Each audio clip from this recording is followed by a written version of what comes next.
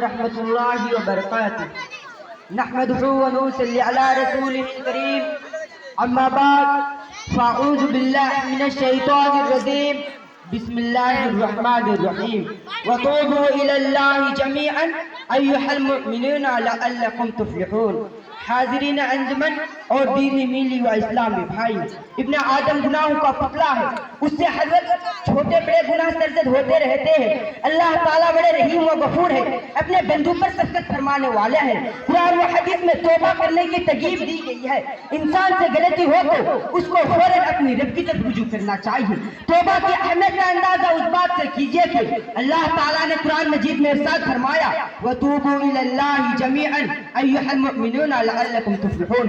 اے مومنو، تم سب کے سب اللہ سے توبہ و استغفار کرو تاکہ تم کامیاب ہو سکو، اور توبہ کرنے سے گناہ نیکیوں میں بدل دیے جاتے ہیں، جیسا کہ اللہ رب العالمین فرماتا ہے إِلَّا مَنْ تَابَ وَآمَنَ وَعَمِلَ عَمَلًا صَالِحًا فَأُولَٰئِكَ يَتُوبُ اللَّهُ عَلَيْهِمْ وَكَانَ اللَّهُ عَلِيمًا حَكِيمًا۔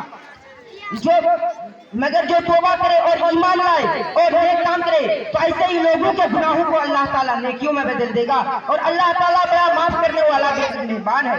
اس آیت کریمہ سے معلوم ہوتا ہے کہ قیامت کے دن توبہ کرنے والوں کی تمام گناہوں کو نیکیوں میں بدل دے گا، یعنی ہر گناہ کی جگہ ایک نیکی دے گا۔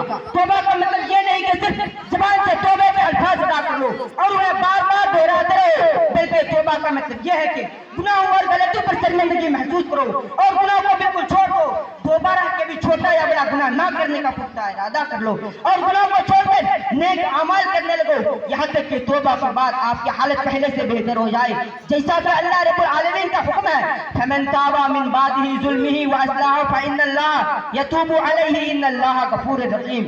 جو توبہ کرے اور ایمان لائے تو اللہ تعالیٰ اس کی توبہ ضرور قبول کرتا ہے، مگر جو گناہ پر گناہ کرتا رہتا ہو اور وہ ابھی گناہ پر کبھی شرمندگی محسوس نہیں کرتا، اور جب ان میں سے کسی کا آگے موت آ کر ہوئی تو کہنے لگا میں توبہ کرتا ہوں، ظاہر ہے ایسی توبہ سچی توبہ نہ ہوئی۔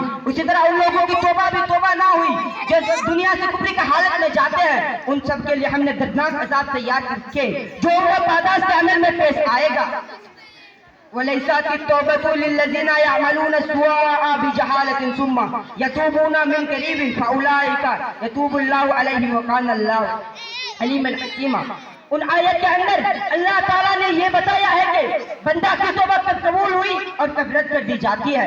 اللہ تعالیٰ کا وعدہ ہے جو کوئی بے وقوفی اور بے خبری میں کسی بات کا ارتکاب اور گناہ کا ارتکاب کر لیتے ہیں تو بلا شک ایسے ہی لوگ ہیں کہ اللہ بھی اپنی رحمت سے ان پر لوٹ آتا ہے، اور وہ یقیناً سب کچھ جاننے والا ہے۔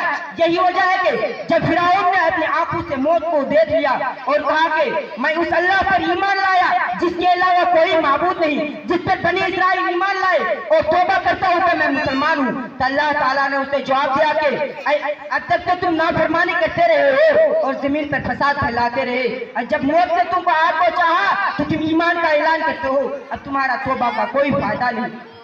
اب آخر میں اللہ تعالیٰ سے دعا کہ اللہ تعالیٰ ہم تمام مسلمانوں کو توبہ کرنے کی ترغیب دے، آمین۔ وآخر دعوانا الحمدللہ رب العالمین۔ السلام علیکم۔